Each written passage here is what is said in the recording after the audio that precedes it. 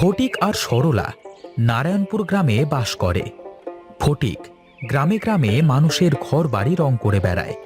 সরলা সারা দিন বাড়ির সব কাজ করে আর অবসর সময়ে বসে বসে মাটির হাঁড়ি পাতিল বানায়। ফটিক সেগুলো সুন্দর করে রং করে বাজারে বিক্রি করে। ওগো, বৃষ্টির ভাব তো ভালো লাগছে না। সেই কখন থেকে শুরু হয়েছে, এক নাগাড়ে বৃষ্টি পড়েই চলেছে। তার সাথে আবার এই ঝোড়ো হাওয়া, আর কি জোরে জোরে ডাক মারতেছে। হ্যাঁ গো গিন্নি, মনে হচ্ছে যেন আকাশ ভেঙে বৃষ্টি পড়তে শুরু করেছে। জানো তো, আমার না বৃষ্টি দেখলে খুব ভয় করে। এখনো মনে পড়ে যায় সেদিনের কথা, সেই ভয়ানক রাতের কথা। এখনো মনে পড়লে আমার বুক ভয় কেঁপে ওঠে। প্রকৃতি মাঝে মাঝে এত নিষ্ঠুর হয়ে ওঠে, তখন আমাদের কারোর কিছুই করবার থাকে না। চলো গিন্নি, ঘরের ভেতরে যাই। মেঘের ডাক পড়বার তো ভাব ভালো না, কে জানে কখন কোথায় গিয়ে পড়ে।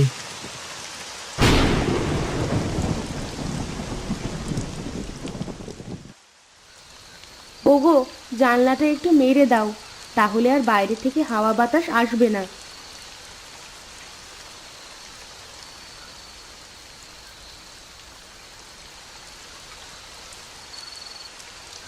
কই গো, জানালা দিয়ে চলে এসো। ওখানে দাঁড়িয়ে আবার কি করো?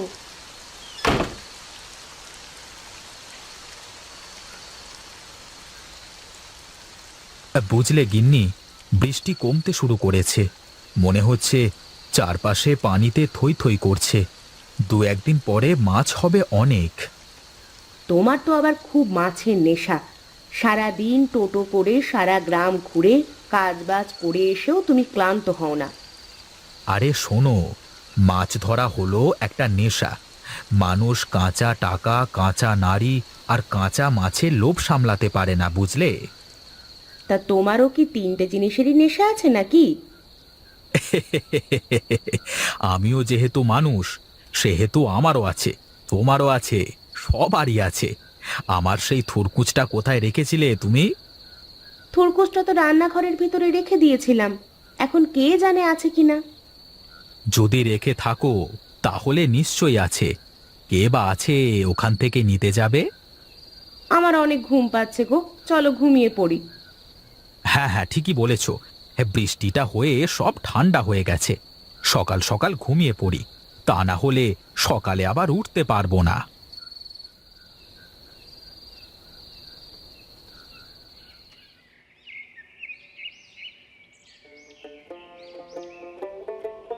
বাহ, এই এক রাতের বৃষ্টিতেই মাঠ ঘাট সব একদম ভরে গেল। আর এক দুবেলা বৃষ্টি হলে তো বন্যা হয়ে যেত মনে হয়।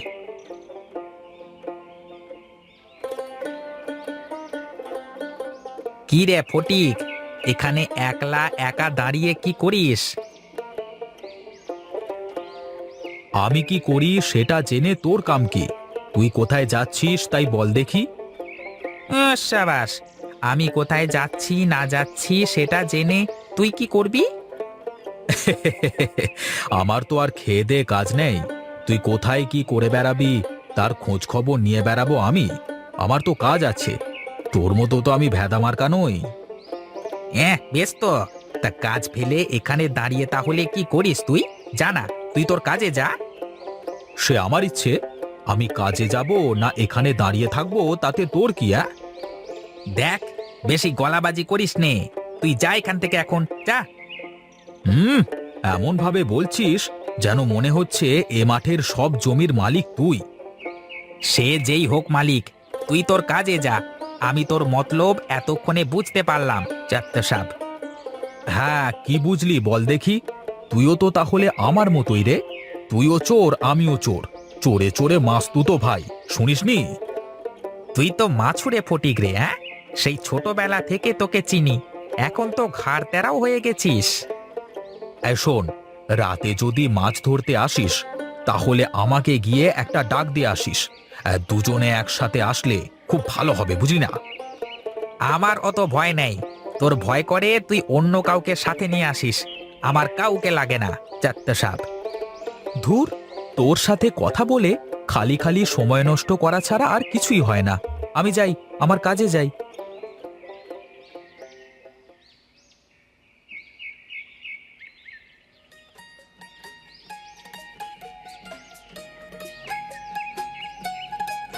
বাহ, বেশ সুন্দর দেখা যাচ্ছে তো। তোমাকে কত আগে বলেছি বলো তো যে দেওয়ালটা রং করো রং করো, তুমি তো আমার কোনো কথাই কানে নিতে না। এখন দেখো দেখো। আরে থামো তো, বললেই হয় নাকি? কাজ করাতে টাকা লাগে না? এমনিতে কেউ কাজ করে দেয় নাকি? তা এতদিন টাকা পয়সা ছিল না, তাই কাজ করায়নি। এখন হয়েছে তাই করাচ্ছি। সে যাই হোক, বলো তো এবার দেওয়ালটা দেখতে কত সুন্দর লাগতেছে না? দূর থেকে দেখে মনে হবে নতুন বাড়ি বোধহয়। হ্যাঁ, সবাই চেনে যে এটা প্রকাশের বাড়ি। নম্বর করলেও যা, না করলেও তাই।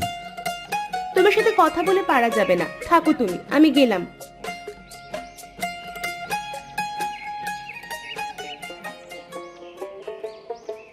দাদা, ঘরের গিন্নির সাথে এমন ভাবে কথা বললেন, আপনার তো আজ কপালে কষ্ট আছে। আরে ধুর, ছাড়ো তো। মেয়ে মানুষকে সবসময় হাতের মুঠোয় রাখতে হয়, মাথায় ওঠালি বিপদ। দেখবে তখন মাথার উপর কাঁঠাল ভেঙে খাবে, বুঝলে? তা কথা মন্দ বলনি দাদা, মেয়ে মানুষের মন বোঝা বড় দায়। ফটিক তার কাজ শেষ করে বাড়িতে ফিরে যায়।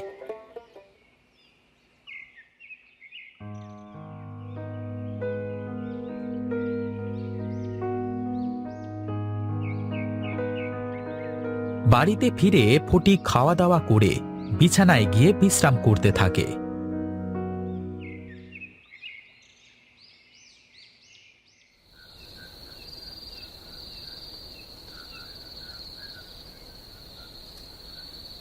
না, তেমন বড় মাছ তো দেখতে পাচ্ছি না। এইটুকু এইটুকু মাছ তো গাঁদবে না। দেখি, একটু সামনে আগিয়ে দেখি।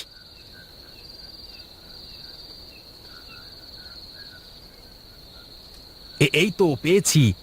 দেখি, তুমি এবার কি করে আমার হাতে ধরা না দিয়ে যাও চাঁদু। এই তো, এরকম আর দু চারটে পেলি হয়ে যাবে। যাই যাই, সামনের দিকে আগাই।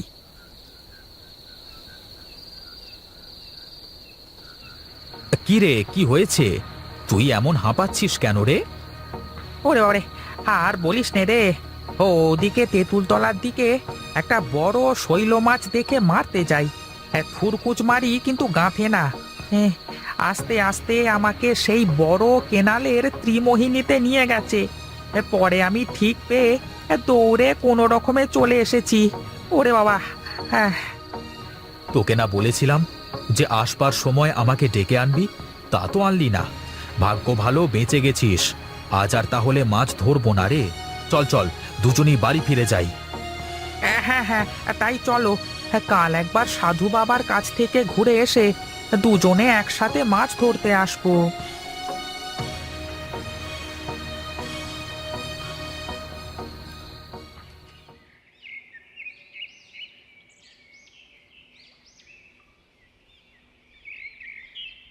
ফটিক আর মদন সাধু বাবার সাথে দেখা করবার জন্য রওনা দেয়।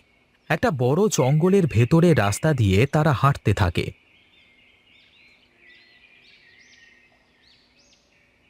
হাঁটতে হাঁটতে তারা সাধু বাবার দেখা পায়। সাধু বাবা একটা বড় বটগাছের নিচে বসে ধ্যান করতে থাকে। সাধু বাবা, আপনার সাথে আমাদের কিছু কথা ছিল। বল, কি বলতে চাস? আমি তোদের জন্য কি করতে পারি?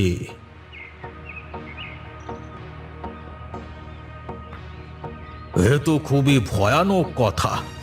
রাতে মাছ ধরবার নেশা ছেড়ে দে যদি বাঁচতে চাস।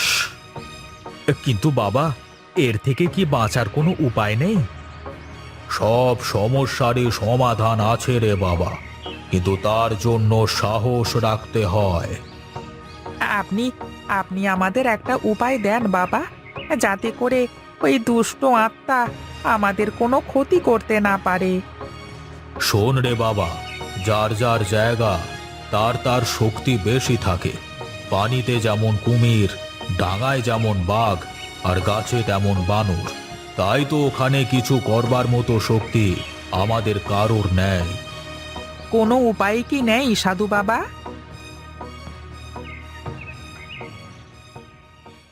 আর শোন, এরপর থেকে যখন মাছ ধরতে যাবি, তখন এই চাল আর ডাল সাথে রাখবি।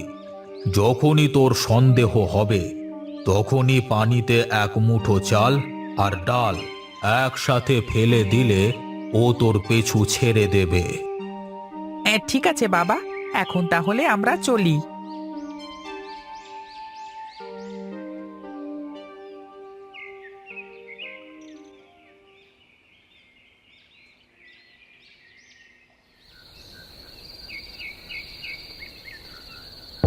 কই রে ফটিক, বের হ। যাবি নে মাছ ধরতে? বের হ তাড়াতাড়ি। গিন্নি, ওই যে মদন ডাকে আমাকে। তুমি ঘুমাও, হ্যাঁ, আমি যাই।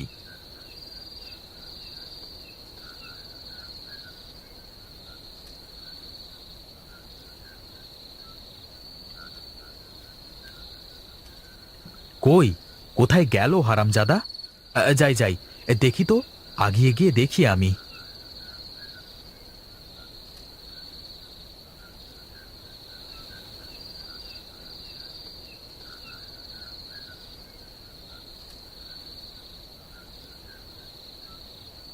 এই তো, দাঁড়া।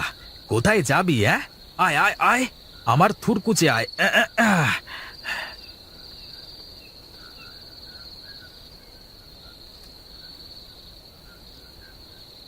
ফটিক মাছ ধরতে থাকে। একটা বড় মাছ দেখে ফটিক আস্তে আস্তে পানির মধ্যে নেমে যায়। ফটিকের মারা মাছগুলোকে যেন মচমচ করে কে চিবিয়ে খেতে থাকে। হঠাৎ ফটিকের মনের মধ্যে সন্দেহ জাগে। ফটিক পেছন ফিরে তাকায়। ফটিক দেখে তার মারা মাছগুলোকে কেউ শূন্যে তুলে খেতে শুরু করেছে। ফটিক বুঝতে পেরে এক মুঠো চাল আর ডাল পানিতে ফেলে দিয়ে হাঁটতে হাঁটতে ওপরে উঠে এসে দাঁড়ায়। না, ওরে বাবা, একটুর জন্য বেঁচে গেলাম। এখনই এখনই তাড়াতাড়ি বাড়িতে ফিরতে হবে।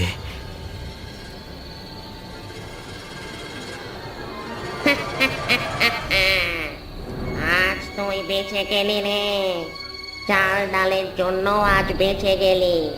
দেখি কদিন এভাবে বাঁচতে পারিস। আমি তোর রক্ত না খাওয়া পর্যন্ত শান্তি পাবো না।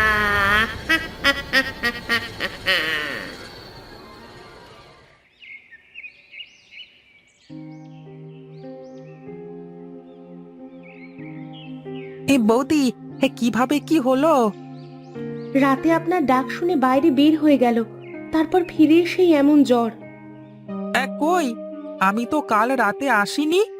আমার আসবার কথা ছিল, কিন্তু একটু ভগ্নিপতির বাড়িতে যাওয়ার কারণে আমি আসতে পারিনি তো। কি বলেন দাদা? তাহলে তো বড় বাঁচা বেঁচে গেছি আমরা। না জানি কি হয়েছে ওনার সাথে। হ্যাঁ, আপনি কোনো চিন্তা করবেন না বৌদি, সব ঠিক হয়ে যাবে। এই ফুল দিয়ে কি হবে দাদা? এই ফুল পানিতে ভিজিয়ে খাইয়ে দিলেই ওর ভেতর থেকে সব দুষ্ট চক্র দূর হয়ে যাবে, জ্বর পানি হয়ে যাবে।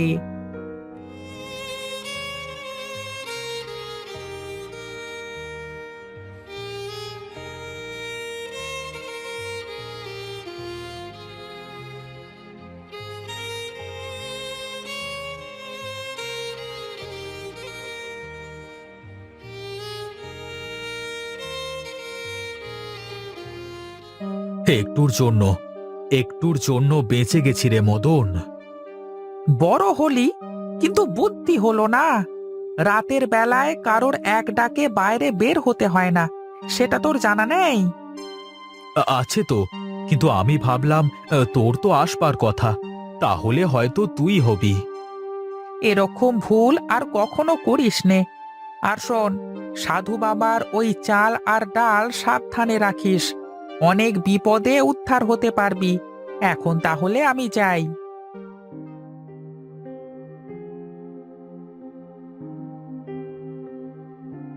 আমি আর জীবনে রাত্রে মাছ ধরতে যাব না গো। যাক, তাহলে তোমার 3টে নেশার একটা নেশা তো গেল, কাঁচা মাছের নেশা।